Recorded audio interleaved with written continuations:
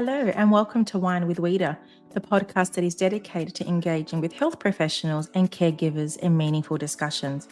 I'm your host, Rita Shamoon, or as my clients call me, Wita. I'm a pediatric speech pathologist, and I am so excited to have you here. Each week, we deep dive into connecting you with caregivers and healthcare professionals, sharing their insights, stories, and key takeaways to help you with your child's diagnosis and your journey. Whether you are a parent, healthcare professional, a lifetime learner, or simply a wine enthusiast, you're in the right place. So let's sit back and relax and enjoy today's episode.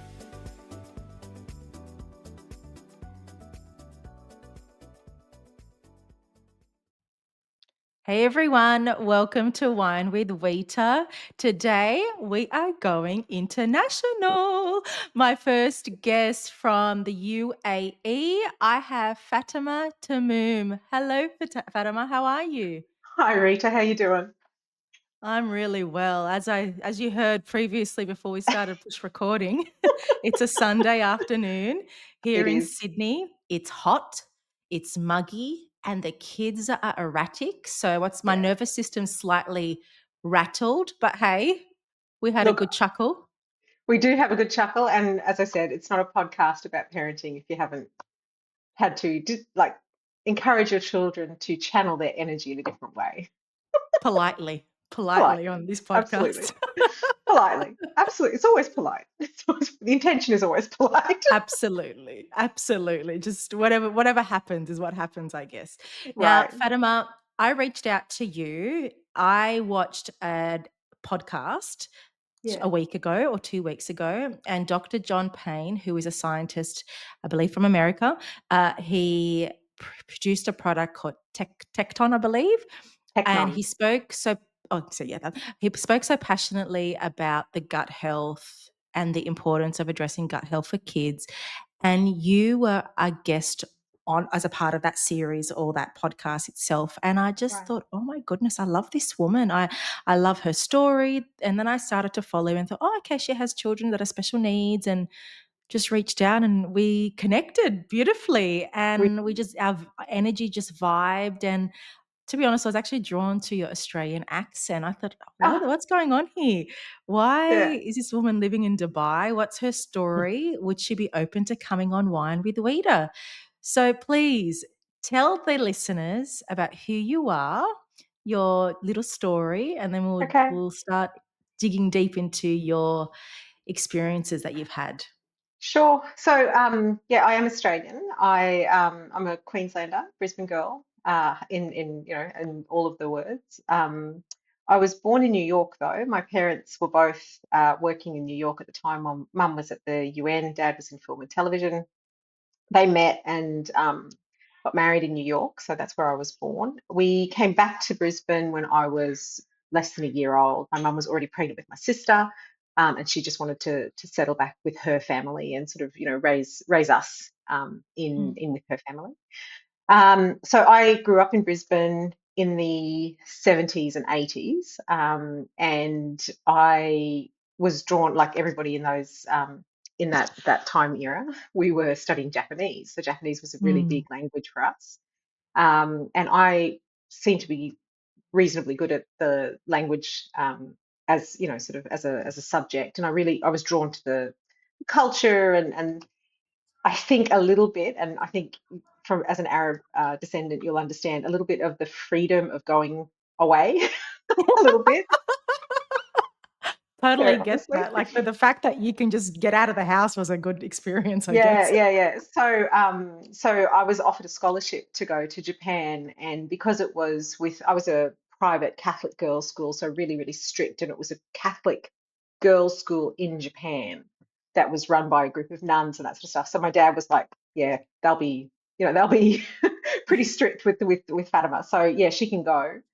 And that was the beginning of the end. But so I went to Japan, became relatively fluent in Japanese in that first year. Came back, got into university, uh, decided not to study law, went on and studied language as my primary. Mm. So language and political science. I got another scholarship to go and finish my degree in a university in Japan. and then came back and got into a pretty exclusive master's degree. It was by examination. You had to have a certain level of Japanese proficiency to get in. And it was particularly targeted at people who wanted a career as Japanese interpreters and translators. And I got into that course. It was a 2-year master's degree. I finished that and realized that my dream of then becoming a United Nations interpreter was probably not going to happen because I wasn't Japanese. And they usually hire people who are native speakers of the language that you're interpreting into, Okay. which is Yeah, yeah, fine. yeah. Totally fine. Pivoted again, got into project management in language, so translation companies and localization and that kind of stuff. Spent 6 years working in Japan. Also, then did a stint in China, a little bit in Korea. Then got transferred over to the French office. Had to slum it in the south of France for a couple of years. That was really, really hard. Skiing in the morning, beach in the afternoon kind of lifestyle. It was Yeah. pretty awesome couple of years. And then in between going from France to the UK, because I got a job in the UK then, I diverted and went to Egypt with my dad for 6 weeks and happened to meet my husband. Um, Oh, yeah, so met Henny, and we met and engaged in 3 days. So it was a wow. pretty, yeah, 20 years later we're still at it. So um, I guess that's a successful marriage. um, Yeah. but yeah. So met and engaged in 3 days, and then I had to go to the UK and sort of do a contract in the UK for a couple of years. So we got married and then did a year and a half long distance marriage. So not only was it a long distance relationship, it was a long distance marriage as well. Yeah, And yeah. Henny's a tennis referee, and he has been based in Dubai all his life. And so the option was he come to the UK or I come to Dubai. And quite frankly, the weather in Dubai is better than the weather in the UK. So it Yeah, yeah. was probably easier for me to get a job in Dubai as well. So we sort of that's what we did. I sort of packed up and moved over to Dubai, and I've been here ever since. So this is coming up now 20 years in Dubai. Oh, wow. Firstly, what a beautiful career. Like to go Yeah, from to learning Japanese, then working in Japan, then China, and then to France. Like yeah, that's an adventure. And I like how you said the being raised in a Middle Eastern culture, the restrictions yeah, that come with that as a woman, yeah. and the fact that you were able to thrive and do what you wanted is quite ambitious. Yeah, my dad comes from a very, very open-minded, very forward-thinking family. So, Mm, his family has always been really forward-thinking. He had his, there were rules, and you couldn't break those rules. But as a general thing, you had to be educated, you had to mm, push forward in your career. He raised us. His belief was he raised us with the right set of morals and the right set of sort of the framework in which to live, and he wanted mm, us to sort of be successful. And I think it broke his heart that I actually left Australia and I wasn't with them. I think I know my mum sort of talks about how it sort of breaks their heart that I'm not there, but mm. they appreciated the drive and the success and the ambition. And quite frankly, I think they saw their hard-earned educational dollars going into good use. So that was like a good return on investment kind of thing. It's worth it. It's worth it. You're not a doctor or a lawyer, but okay, we'll give you the check mark kind of It thing. looks So quite impressive. I yeah, love that. yeah, I think that's such a great story. And how proud would your parents be? And that's what all parents want. They want their children to be better than them always. yeah. And I Yeah. think that's and I know I understand it now with 3 kids of my own. You just Yeah. whatever you can to. But now I think about, I think, gosh, if they left me, I think I might cancel their passports, something like that. So You're I staying sit with here me. with yeah. I mean, like I think my mum is like a superwoman to just Yeah. so graciously allow us to go and live our lives. Yeah, yeah. Now tell us about your three gorgeous children. In your biography, you describe them as your Yeah, neurospicy neurospice. kids. So Yeah, tell the listeners about your journey with falling pregnant yeah, and that part, and then we'll talk about the diagnosis and so forth after. yeah. So we got married. I wasn't young, I wasn't old. I was 30 when we got married. And we wanted to sort of get pregnant immediately, sort of start the family thing Mm. immediately. It just wasn't happening for us. So after about a year and a half, we went and consulted with somebody. It turned out that we both had some issues, and it was recommended that we go for IVF. And so we did. We basically went through a round of IVF. We got pregnant. We were so excited. I'd actually taken time off work. We'd gone to a specialist centre in Egypt because, it was kind of Dubai wasn't at that stage renowned for medical procedures and that kind of stuff. I mean, in the 20 years that I've been here, Mm. now it's a medical tourism hub. But at the time, the thinking was we need to go to a place where they've done it a million times before, and are not necessarily experimenting with us. And so we Mm. did. We went to, and my father-in-law, Allah Yarhamah, was a doctor, so he had a lot of friends in the field and that kind of stuff. And so he sort of hooked us up with the best of the best kind of thing. And we got pregnant immediately. And it was multiple. So there were two, we were pregnant with twins. And we knew that because the readings were super high, and then the initial scan showed two sacs. Um, and unfortunately, straight after that first meeting, everything sort of went pear-shaped, and we miscarried. And that was really, I mean, I remember just, we have a home helper because my father-in-law needed support. And I came out, and she was so excited, that there was going to be a baby in the house to take care of, and not Mm. just my father-in-law. And it was still like we were maybe 6 weeks pregnant at that stage. And so it was still so fresh and so new. And I'd taken time off work. So work knew that I was going for this procedure, and they were so excited that we came back pregnant. And it was like, yay, Fatima kind of thing. And I felt this wave of shame and guilt and embarrassment and failure. And I just broke down, and I couldn't work it out. And I couldn't work out my feelings. I mean, at the time, I was just so confused of how I was feeling, how I should be feeling, what I should be doing. And I was telling you earlier, that many years ago, and that was probably now 18 years ago, the thinking was you should let the baby miscarry naturally. So you have to wait Mm. for naturally for it to all come out. And so you're going through this process, and it's very real and it's very painful. So it's physically painful, emotionally painful. And then there was the whole having to tell people that knew Mm. that I was going through this procedure that it was successful, but now it's not, kind of thing. Um, but I'm not one to sort of give up. So just, pick yourself up, dust yourself off, and try Mm. again. So we did. And we got pregnant again. And it's kind of like, oh my God, this is fantastic. Were you And hesitant to tell people second time until oh yeah, it was, yeah, yeah, yeah, yeah, yeah, yeah. It didn't tell. just because of the And fear? so Mm. fear, and so we didn't tell, but we got to the 7 week scan, and the heart wasn't beating, and so again that had to terminate. And it was again a process of sort of Natural letting the, procedure. yeah, natural procedure. And so basically then it was every year we try once or twice a year to, through IVF, and every time we got pregnant. Every time Wow. we got pregnant, and we got to different stages of the pregnancy. Um, we had missed miscarriages, we had chemical pregnancies, we had ectopic pregnancies. I remember the Mm. ectopic one like it was yesterday. I was pregnant, they saw the sac, there was no heartbeat, sorry, Fatima, we'll try again. And I had the same doctor this whole time, except for the Mm. first one, because we decided that it was going to be a process. So we were going to find a really good doctor here locally. And he became such a good friend, Mm. to us as a family.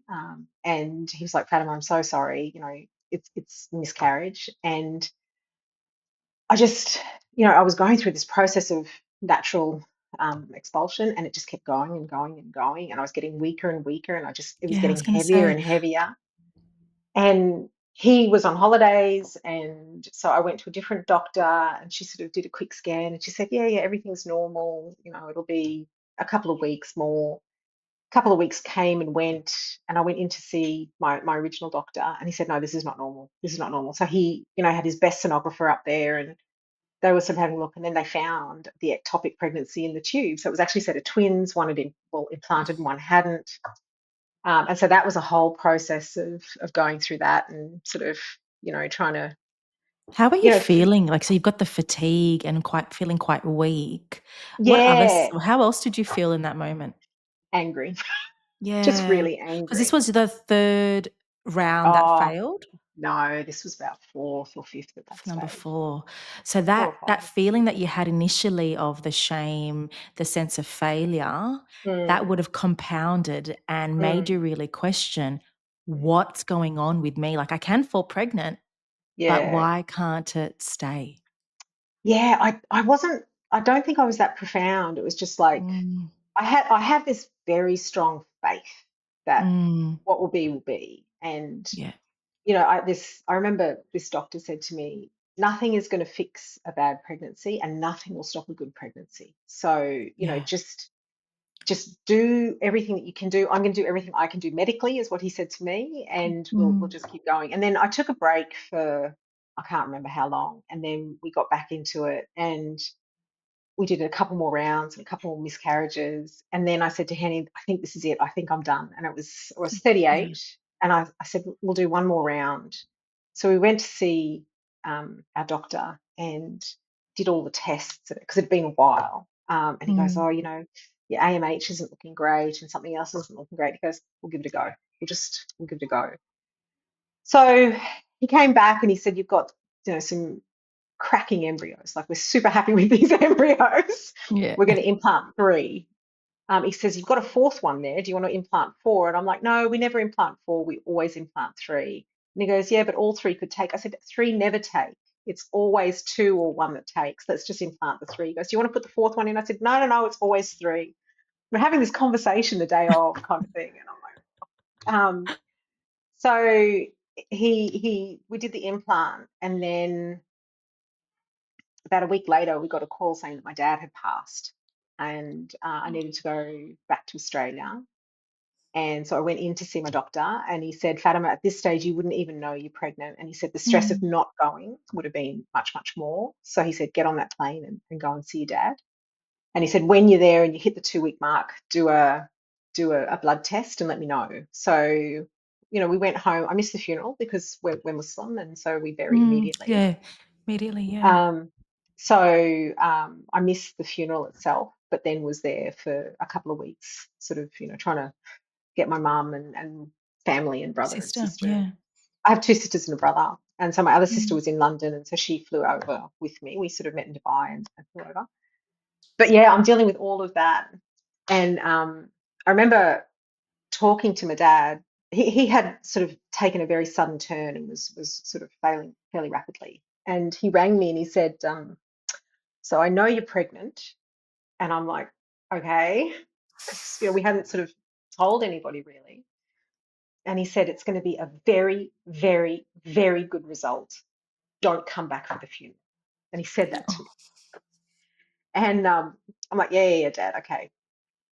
And of course, I went back, but I didn't make the funeral. So I didn't go back to the funeral. So I didn't. And then it turned out to be triplets. So this very, very, very good thing. Um, I think do you he, see it like it was a blessing from your father? yeah, maybe, maybe. Yeah, He was yeah, he was very strong in his faith, and yeah, he was very strong in um, in sort of putting trust in yeah. God and that kind of stuff. So we went for the blood test, when we'd hit the 2-week mark, and it was all good, and it was a really high reading. Send it over back to the doctor, and he goes, "Oh, Fatima, this is high. This is like really high." And I'm like, Good "Yeah, it's stuff, okay. yeah. He'll be fine." And so came back, and they saw 3 sacs and 3 heartbeats, and we'd never had sort of all heartbeats and all sacs and all that kind of stuff. So I'm kind of sitting there going, okay, what do we do now? And he said, well, one of them is small and doesn't Mm, look, it's not progressing as fast as the others. It's not as big as the others. It doesn't seem to be at the same rate as the others. So may or may not continue. So let's just come back in a week's time. So at that stage, we were on weekly visits and weekly sonars and weekly scans and that kind of stuff. And, we got to the 12-week mark. And, I don't know if it's the same in Australia, but the fertility clinics here, once you hit the 12-week mark, you leave the fertility clinic and you go to a regular sort of OBGYN. Yeah, I know what you mean. Yeah, yeah. Yeah, so he then recommended me into, somebody who he knew and trusted, and we followed up with them for the rest of the pregnancy. I ended up at 20 weeks. We were sort of umming and ahhing, should I give birth here in Dubai or should I go back to Australia? We weren't really sure.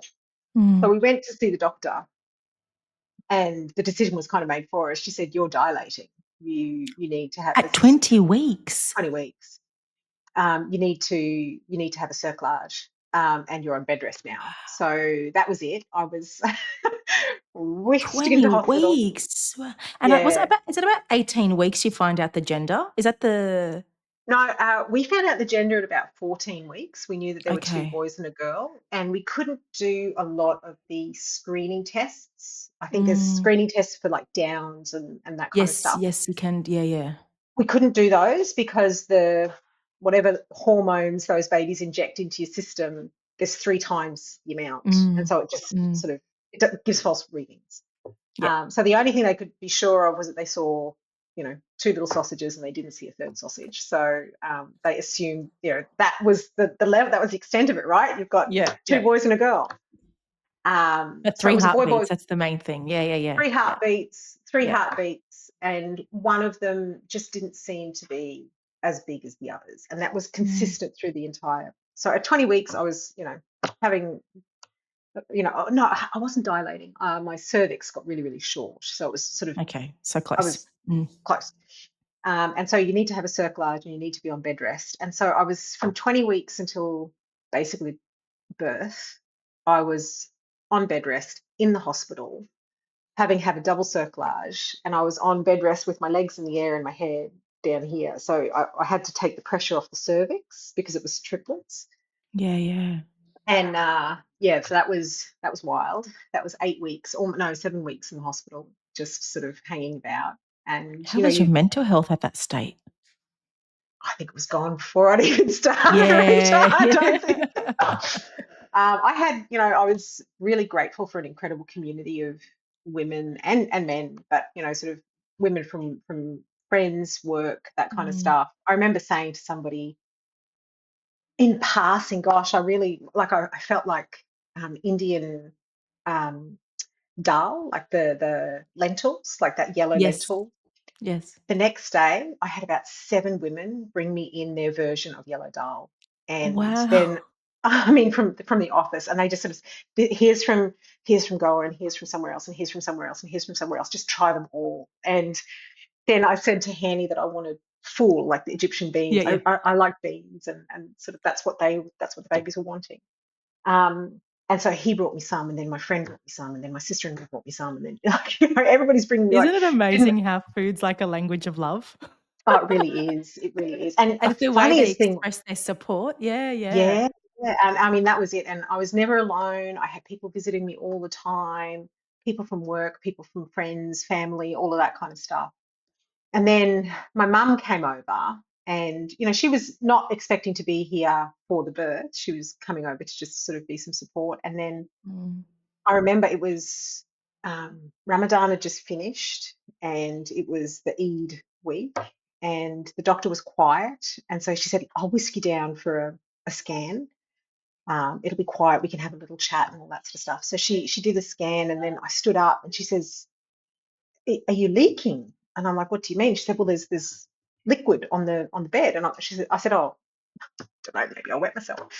So Yeah. she's like, she's trying to test it, and she goes, "No, that's amniotic fluid, Fatima." She said, "Something's not right." So she went back in there, and she's sort of trying to see what's going on because there's 3 sacks and it's crowded, and I'm sort of Mm, mm, about to hear mm. pregnant. I looked like I was 50 weeks pregnant, kind of thing. Wow. And so it's not easy to sort of get what was happening. And she said, "Look, something's not right. We're going to put the machines on you that check whether you're having contractions." But the machines were all clear and there was nothing there. And then friends came, and that night, and then at midnight, I woke up howling. Mm. Oh my God, what was this? Contractions. And so called, yeah. And so the nurse came in and she put the machine on, but the machine's not reading anything.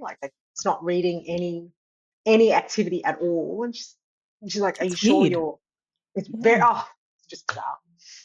And then and then the doctor came in, this junior doctor came in, and she goes, "You're dilating, like you're in labor." And I'm like, "Well, you need to stop it. Like I'm not ready. These babies are not ready. They're not cooked enough yet," kind of thing. How far were you at this stage? Is that 26? 26, almost Yeah. 27. So Yeah. technically 26 weeks and a few days. And I'm like, they're not ready. They're just not ready. And the scan Mm. had showed the kids were all over a kilo. So they were sort of over a Tiny. kilo Mm. and tiny, tiny. And then we went down, and I rang my husband. My husband sleeps with his phone on silent. So then I rang my mum, and I'm like, "Mum, you got to wake Henny. You got to get up here. It's all happening." So they kind of stumbled up in the middle of the night. And then I remember there was like just this incredible commotion and chaos of a triplet emergency C-section, right? So it Yeah. was not just a triplet birth, it was an emergency preterm, like ultra mega preterm, sort of thing. So it was all systems go. I don't know, there were 7 doctors and I don't know how many nurses, and they're trying to, and I'm like, I wanted to see one of my doctors. None of the doctors on the night shift were doctors who I knew. And I was like, I'm not giving you permission. I'm not going in yet. There might be something that Dr. Farida or one of these doctors can do. Mm, And then mm. I saw her and I grabbed her and I said, "Dr. Farida, what's going on?" And she I'm just, so she started overwhelmed at that so stage. Yeah. overwhelmed, and she was just like, she was patting my head and she was going, "Oh, Fatima, it'll be okay. Like, just go with it. You're in labour. These babies have to come out now." Mm. And so at that point, I sort of said, "Okay, I've just got to. It is what it is. I've just got to go with it." And then they gave me the epidural, and I saw this doctor come, and he was like, "So what have we got?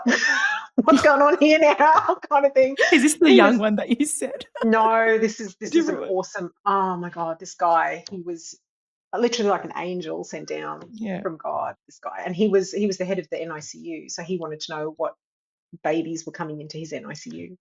Yeah. And he was wanting to get an assessment of, what was going on. And then we're there, and then she gets the scalpel and she cuts, and I howled again. I said, "I can feel that. I can feel that."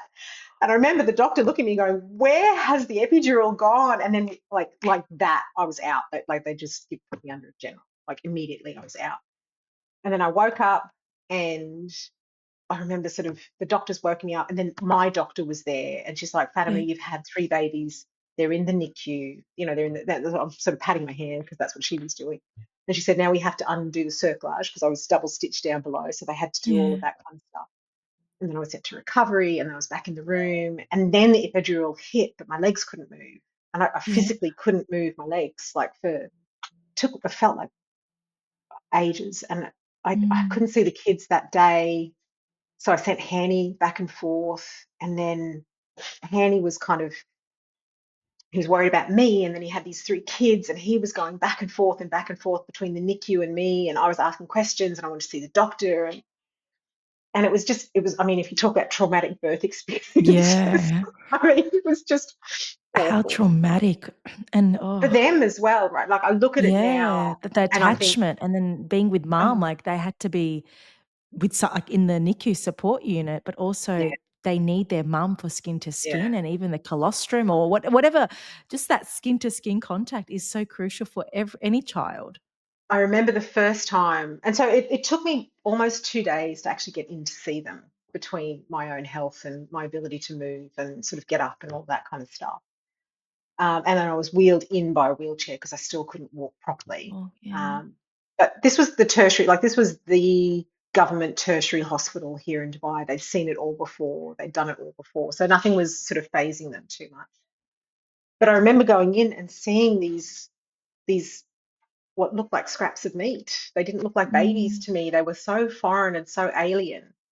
And just sort of trying to, and the smells, like it's really confronting and insulting, like the smells that come out of these humidity cribs and the heat and the, mm, the noise, and it's just talk about a sensory assault. It's It just, didn't feel natural. Yeah. no, not at all. It's not at all Mm, natural. There's nothing natural about that kind of mm. experience. But it ended up that, we were they were NICU babies, but Mariam was the first one to come out she was 3.5 months before she could come out. Wow. Ali was another month after that, and Yusuf was another month after that. Who was the So small sack? that was Yusuf. So Yusuf, Yusuf, number and 3. their birth weights, yeah, number 3. No, he was number 1. He was the first one who was born. Oh, okay, yeah. So he was baby number 1, and he was 660 grams Wow. when he was born. He was like literally this big. This ring went all the way up to this part of his arm. It's just Darling. tiny, tiny, Tiny. tiny. And then Mariam was the second biggest, but she was the third born, and she was 780 grams. And then Ali was the bruiser at 920 grams or Yeah. 930 grams. So he was the big one at less than a Mm. kilo. Mariam was stuck. She was the last one to come out. I remember her here, and they just couldn't get her out, and so she had a lot of bruising and stuff trying to get her out from underneath. And it was Ali's sac that had burst. So Ali was the one who had started his amniotic fluid for some reason. His Yeah. sac had burst, and he was and Yusuf was sort of down. So this was Mariam. Mariam was kind of here on the left, and Ali was here on the right, and Yusuf was down the bottom, and that was Stuck their in the middle. positions. Mm. And so Yusuf was the smallest, and he continued to be the smallest for years. He was the smallest, and then he was also the one who had the most complications, being so small. So Yeah. he was, on oxygen for the longest. He was in the NICU the longest. He had so many sort of back and forths. He had an IVH, so a brain bleed, and intraventricular Yeah. hemorrhage, and he had a Mm. grade 3 IVH, and I think 4 or 5 is the sort of the worst kind. So he had a grade 3. And he has cerebral palsy as a result of that, but it's very mild. So he's got, Mm. sort of it mostly affects his fine motor, not his gross motor skills, and that affects his speech, it affects his Mm. writing, it affects his gait, it affects those kind of things. Um, and Mariam was the one who was sickest at the beginning, though. Mariam, I remember getting a Mm. call from the hospital saying, she needs a blood transfusion, and we're not really sure if she's going to make it to the morning, so you might want to come up. So, you sort of, and you've got 3 kids in the hospital, and I went back to work because I didn't want to use my mat leave. So Oh, I went okay. back to, Yeah. I wanted to Mm. save my mat leave for when the kids Yeah. came out of hospital. Mm. Um, so yeah, so we were sort of going back and forth, and then work was, amazing. They were just Mm. so good, and just, But also you need a distraction because you would have yeah, just been mind numb because you can't go to the hospital and do anything. But the no, best thing for them was to stay there, but also yeah, mentally keeping yeah. yourself occupied would have also been beneficial for you. Oh, absolutely. And Mm. I think back to that time, and you're sort of in this bubble. And I call it God's grace. God's Mm. massive, graceful hands are sort of carrying you through this time. Yeah. And you just put your faith in God, and trust that. And my dad always used to Trusting. say, tie the donkey, then leave it to God. But so Yeah, that yeah, do what yeah. you need to do. You have to do the things that need to be done. But then just, what will be kind of Yeah. thing. So yeah, so lots of back and forth with the What NICU. did you say to me? You said to me last week when we spoke, the cardiologist Oh, said something to you, and I was just so amazed with what you said to the doctor, yeah. and that just really represents what every mother will do to fight I for think, their child. Yeah. yeah, Tell so the this was listeners that. when they called us to tell us that Mariam was really doing badly and that she needed a transfusion. And the cardiologist came up and she was like, yeah, we're really not sure she's going to make it through the night, basically. And I looked at her and I said, that's not your job. I said, your job is Mm, not to tell me that my child will make it through the night. Your job is to tell me that she is in a really seriously critical condition, and then leave it to me, my faith and God to, or whatever you believe in. Like, so, some people don't believe in mm, God, but mm, mm, mm. whatever is important to you, maybe it's the science, maybe it's whatever it is. But for me, it was just faith. And I said to her, I said, that's not your right. You have no Yeah. right to tell me that my child may not make it to the next day. Um, Mm, and sort of put that fear in my heart, and put that, take away that hope kind of thing. And I remember a year later, Mariam she was this chubby, she had these big blue eyes, and she was chubby, and she was sort of, sort of very, very cute little baby. And I took her in for a regular checkup, and I saw this doctor, and I said, "This is the baby that you said was not going to make it." And she said, "I've learned so much from that experience." And she said, "I never say that anymore." And I mean, she was fresh. She was Yeah, great. yeah, So yeah. Did the medical team use your children as an example of survival, faith, having yeah. faith, and also changing the way, like with their bedside manner and how they communicate with mothers going through this cycle of the unknown?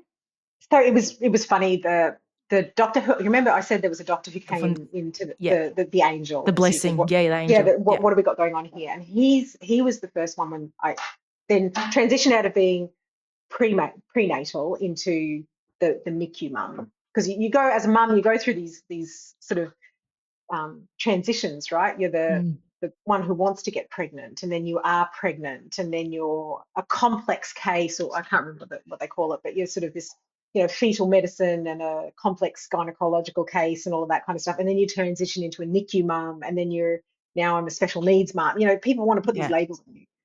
But I remember when I saw this doctor, he said to me, he said, "The most important thing for me is you to tell me what you're thinking. What do you think's happening with your baby? What are you sensing your baby's going through?" Because he said, "For me, the mum's instinct is the key to everything that's happening." He said, "We can tell you medically what's going on. We can tell you scientifically what's happening, but you are the one who will tell me what's actually happening with your baby, because you have this connection to your baby." And there were that's so quite a few powerful. doctors. Yeah, so powerful. Yeah. And there were quite a few doctors in there who first and foremost would ask me, "What do I think's happening?" And I would Mm, say, "Well, look, he was doing this yesterday, but he wasn't doing this today," or she, or whatever, whatever situation was happening. And so through that NICU journey of 6 months, we had 2 heart surgeries, 3 eye surgeries. We had multiple intubations, extubations. We had MRSA, MRSA infection. We had sepsis. mm. We had my breast milk got infected with MRSA. And so then they had to start sterilizing it. I met this woman who, until this day, is still like one of my angels.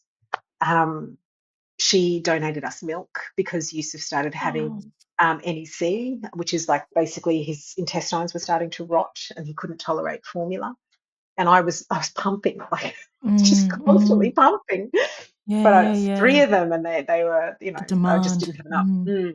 So, and she ended up having extra supply for various different reasons. And so, she donated basically a freezer full of milk, which I think, was one of the reasons that It's a Yusuf blessing. Yeah. managed to not have to have, intestinal surgery. And we're still in touch, and she's still one of my angels. And our kids, they call each other brother and sister because technically they've had more milk, and so Oh, she's their milk milk. mum and all of that kind of stuff, right? Yeah. So we have and it's this incredibly powerful community. I never had family close. I had my sister-in-law, who was always there, and sort of was an integral part of helping us raise our kids. But it was basically Hanny and I and the community that we built. And very early on, we were told that Yusuf was going to need interventions. We knew that Yusuf was challenged in certainly physical ways, Mm. and we didn't know the impact that was going to have sort of going forward. um, Ali was the one who he was the quiet achiever. He just hit all of his gross motor milestones, which really early on are the things that they looked for. Um, and Mariam was like just achieving, achieving, achieving, achieving. And then suddenly I was feeding her, and she had this thing where she used to play with my lip while she was feeding. And then suddenly she grabbed my lip and she just started ripping it down. And I looked at Mm. her and she was seizing. She was having a seizure. And I was like, I took her out to my mum, who was outside, and I said, "Is this normal?" And she goes, "No, I've never seen that before." So we raced her up to the hospital, and she'd been out of NICU. I think they were all out of the NICU at that point. So it's about 5 Um, months or so. she was 5 months corrected age, so Yeah. she was 8 months, about 8 months old. So yeah, they were all Yeah. out of the hospital. Um, Yusuf was on oxygen because he needed oxygen even outside of the NICU. So he was at home on oxygen. Ali was sort of just progressing, and then Mariam had been progressing the fastest and then suddenly started having seizures. We took her up to the hospital. They sort of said, well, she'd stop seizing now. If it happens again, bring her back. Of course, we got home. She started doing it Gosh, the again, so we questions took her you'd back. want immediately, like let's just wait and see. That would make me so anxious. Oh, Like, I want to it know, was what if it happens again? What do I do? well. So that I was just so compliant, and I mean, Just breastfeeding faith, three children trust. at Yeah. that point. I was like, well, okay, whatever. Like, so I just got home. Then it happened the second time, and I was like, this isn't right. So we got back to the Yeah. hospital, and they said if it happens again, they said it's going to be really counterintuitive, but we want you to leave her on the floor and take a video, because if we can see what's happening, we'll be able Yeah. to diagnose it better. Because when you describe, what I learned was when you describe something to a doctor, they have a preconceived idea of what that is, Mm, and they will go off their benign, well-intentioned biases mm, and understandings and experiences. And so I was describing the seizure the way I understood it, and they were hearing it the way they understood it, and we weren't quite getting to where we needed to be. mm. So it didn't take long. She started seizing again, and so we took a video of it. And this was, I think, day 2 or day 3 at this point. And I took it in, and they immediately looked at me and they said, "Oh my God, this is infantile spasms. She needs to. This is serious, and the prognosis is horrible. She needs to be admitted immediately." So all of the big wigs sort of came out to see this case of infantile spasms. And to diagnose it, you have the type of seizure, which uh, I can't remember the term that they call it, but basically what happens is, the arms come up like this, and the legs and the knees come up to the chest, and the head comes down. So she's kind of like doing crunches. Wow. Um, and it's just constant, like she's doing this over and over and over and over again. And then it stops, and then she starts up again. So she was literally having hundreds of seizures a day, it turned out. And you diagnose it through the type of seizure, and then you do the EEG and Scans, yeah. just to check. And so we got the diagnosis, and the doctor looked at me and said, "Look, this is the government hospital. It's really hard to get appointments, but this is going to need constant, regular follow up. I recommend you go private." Mm, So he gave me the name of a couple of pediatric neurologists who were in Dubai. And again, this is 10 years ago. So, mm, Dubai has mm, come a mm. long way in that time. Yeah. And this guy had said, "I've seen this book." And he recommended me to somebody who he knew had seen infantile spasms before, because it's really rare. It's like, it's a if you look it up, if you Google it, it's a catastrophic seizure disorder that is, Yeah. incredibly rare kind of thing. So to have it, and then to have a neurologist here who's seen it before and knows what to do is also A not easy to blessing. find. Mm. Mm, So we were blessed. We, 2 doctors who had seen it and had experience with it. And immediately this guy said, we're going all out, big guns, lots of drugs, heavy drugs. We're going to drug her. mm. So she was on a combination of an anti-epileptic and steroids, and they were really big steroids, prednisolone. And so she ballooned up, and she lost all of her skills. So this girl Mm. who was at 8 months or 5 months corrected was pulling herself to stand. She was sort of at that stage of being able to pull herself to stand. She went Yeah, back to a yeah. complete reptilian state where her head was just back, and she couldn't hold, she had no head control, and she could barely swallow. So they were talking about maybe having to put a Pig, nasogastric pig tube feed. back in Yeah, her. yeah, yeah. It was horrible, horrible. But we got seizure control pretty quickly with these drugs. So she stopped seizing, and then it was just maintaining her on that sort of even keel for a while, and then slowly weaning and seeing. And so she's been seizure free and medication free for a couple of years, since she was almost 2. So that's what, 8, 9 years now. So she was, for all intents and purposes, normal or neurotypical. Um, but it's quite clear that, and girls mask, they're really good at Mm. masking. She gained language really quickly. She had really good expressive language, but she has this funny intonation. Like she speaks like this all the time, and she has this very singy voice. And again, as a speech therapist, you'll pick that up. That's a trick, like that's a warning, right? And Yeah, something's not right. Yeah. something's not right. And it took somebody who'd seen it before here to know that that wasn't quite right. Mm. And as she gets older, and as the gap cognitively, because she had a lot of Mm. damage from all those seizures, cognitively, sort of academically, she's having a lot of difficulty keeping up with her peers. So that's all coming through now. So she was, in the early years, she was like somebody who we didn't have to worry about once we got seizure control.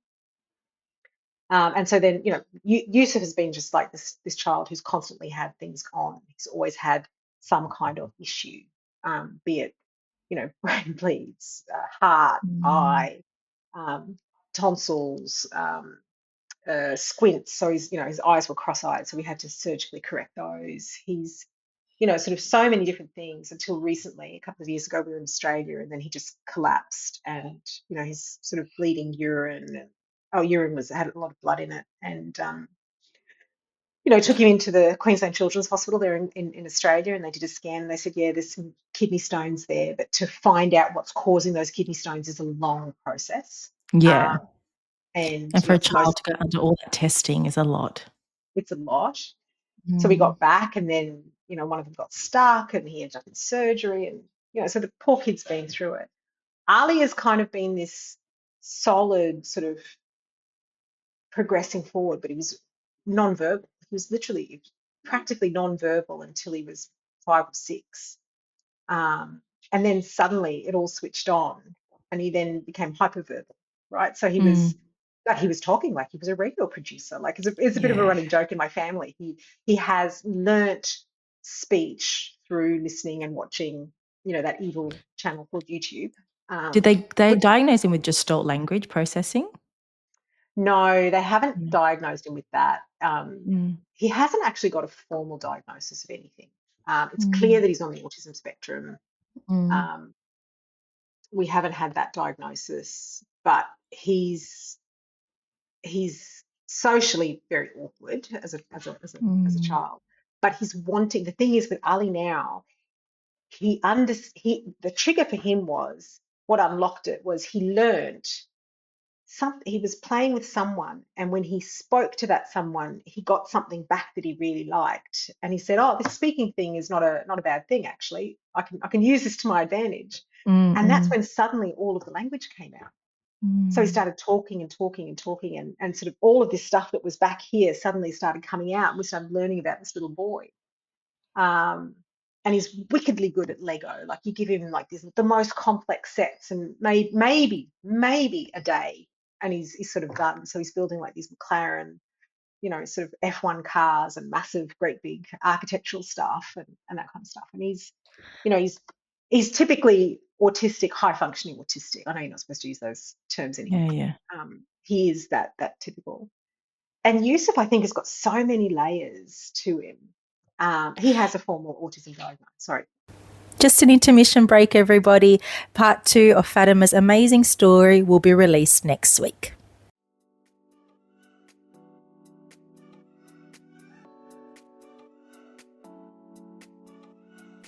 Hello, and welcome to Wine with Wita, the podcast that is dedicated to engaging with health professionals and caregivers in meaningful discussions. I'm your host, Rita Shamoon, or as my clients call me, Wita. I'm a pediatric speech pathologist, and I am so excited to have you here. Each week, we deep dive into connecting you with caregivers and healthcare professionals, sharing their insights, stories, and key takeaways to help you with your child's diagnosis and your journey. Whether you are a parent, healthcare professional, a lifetime learner, or simply a wine enthusiast, you're in the right place. So let's sit back and relax and enjoy today's episode.